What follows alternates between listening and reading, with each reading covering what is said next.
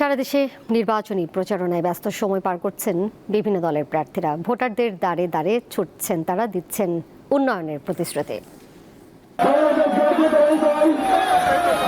রবিবার সকালে ঠাকুরগাঁও সদর উপজেলার কাজীপাড়া এলাকায় প্রচারণা চালান ঠাকুরগাঁও ১ আসনের বিএনপির প্রার্থী মির্জা ফখরুল ইসলাম আলমগীর। এ সময় ঠাকুরগাঁওয়ের শহীদ মামুনের বোন তার মাটির ব্যাংকে সঞ্চিত অর্থ বিএনপি মহাসচিবের হাতে তুলে দেন। এতে আবেগ আপ্লুত হয়ে পড়েন মির্জা ফখরুল।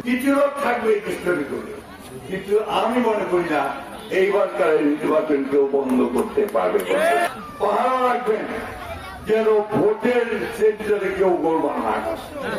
পাহারা রাখবেন যেন আমাদের হিন্দু মুসলমান বৌদ্ধ খ্রিস্টান সব ভাইরাই যেন ভোট দিতে পারে। রংপুরের পীরগঞ্জে শহীদ আবু সাইদের কবর জিয়ারতের মধ্য দিয়ে নির্বাচনের আনুষ্ঠানিক প্রচারণা শুরু করেছে জাতীয় নাগরিক পার্টি এনসিপি। পরে ভোটারদের সামনে দলের অবস্থান তুলে ধরেন আসিফ মাহমুদ সজীব ভুঁইয়া।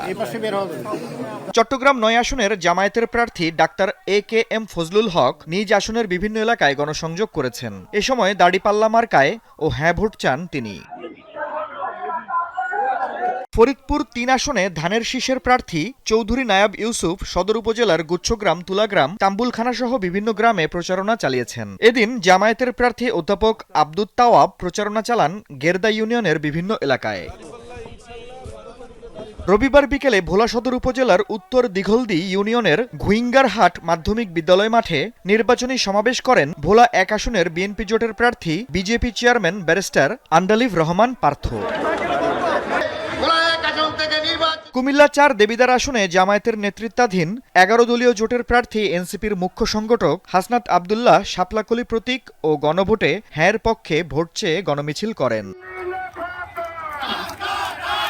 ব্রাহ্মণবাড়িয়া ৬ আসনে বিএনপি জোটের প্রার্থী জুনায়েদ সাকি বাঞ্ছারামপুর উপজেলার তেজখালী ইউনিয়নে নির্বাচনী জনসভা করেছেন।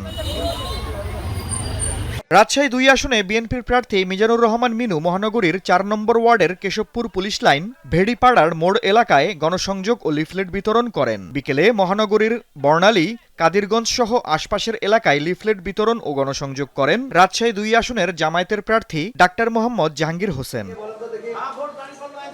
আফরিদ হাসান, দীপ্ত, বার্তা কক্ষ।